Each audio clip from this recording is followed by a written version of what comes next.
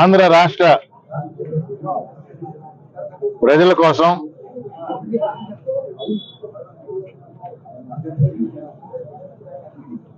ఎన్ని పార్టీల ప్రభుత్వాలున్నా 60 సంవత్సరాల్లో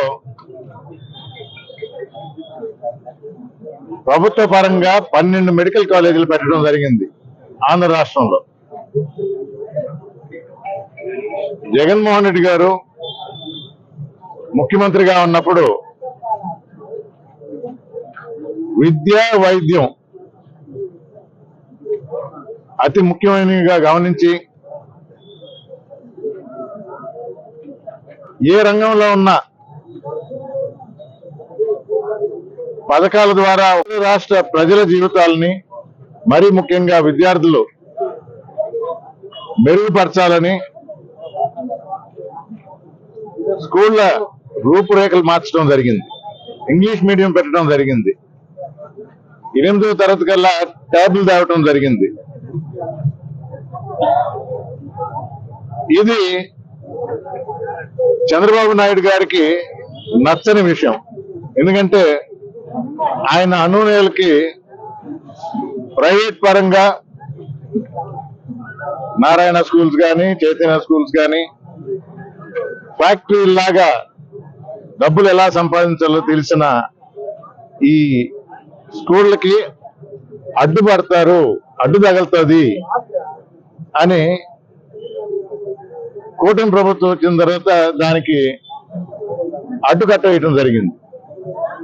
సాక్షాత్తు డిప్యూటీ సీఎం పవన్ కళ్యాణ్ గారు విజిట్ చేసినప్పుడు కానీ, విద్యాశాఖ మంత్రి నారా లోకేష్ గారు విజిట్ చేసినప్పుడు కానీ, మొదటి 2 నెలల్లోనే ఇద్దరు ఆశ్చర్యానికి లోనయ్యారు. ఇంత బాగా చేశారా అని ఆపుకోవాలనుకున్నా ఆపుకోలేక బయటకు వచ్చేసింది.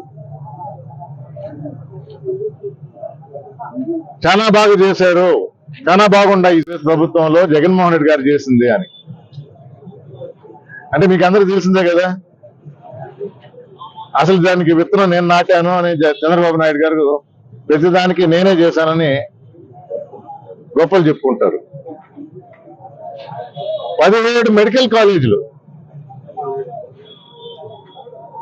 భారతదేశంలోనే కని విని ఎరుగని రీతిలో ఒకేసారి 17 మెడికల్ కాలేజీలు శాంక్షన్ చేయించి దానికి అయ్యే ఖర్చు 8,500 కోట్లు. దీర్ఘకాలపు ఆలోచనలతో ప్రతి మెడికల్ కాలేజీకి ఒక హాస్పిటల్ ఉండాలా, అది సూపర్ స్పెషాలిటీ హాస్పిటల్ అవుద్ది, నర్సింగ్ ఉంటుంది. ఒక పక్క డాక్టర్లు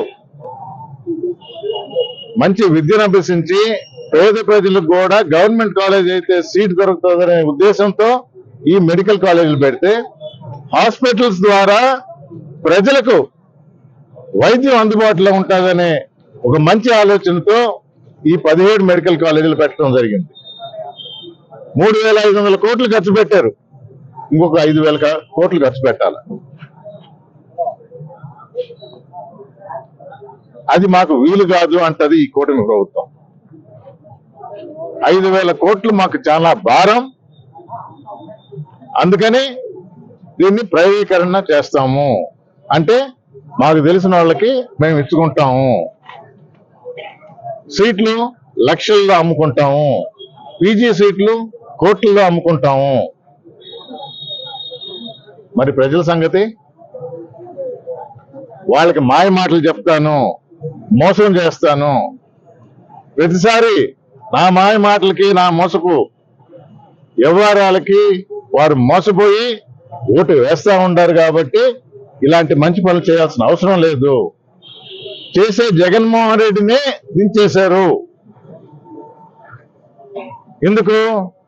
చంద్రబాబు నాయుడు గారి మోసపు మాటలు విని నమ్మి మరొకసారి మోసపోయాము అని తెలియజేస్తూ 1 సంవత్సరంలోనే మెడికల్ కాలేజీకి వ్యతిరేకంగా కోటి సంతకాల సేకరణ అంటే ఒక వెంకటగిరిలోనే కాదు, రాష్ట్రం అంతా కూడా పిలిచి మరి సంతకాలు పెడుతున్నారు.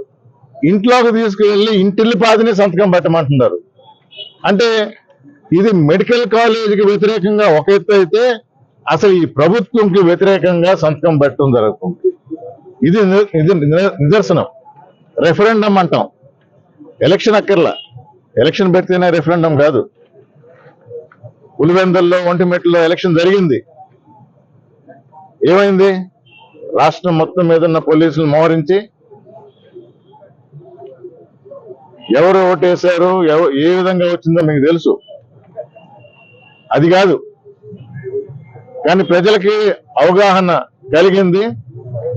మా అసంతృప్తి, ఈ కూటమి ప్రభుత్వం మీద ఉన్న వ్యతిరేకత తెలియజేస్తామని సంతకాల ద్వారా తెలియజేస్తున్నారు. Local to global news at your finger tips. మీ చేతిలో ఒక ఆయుధం. Download Raw TV app.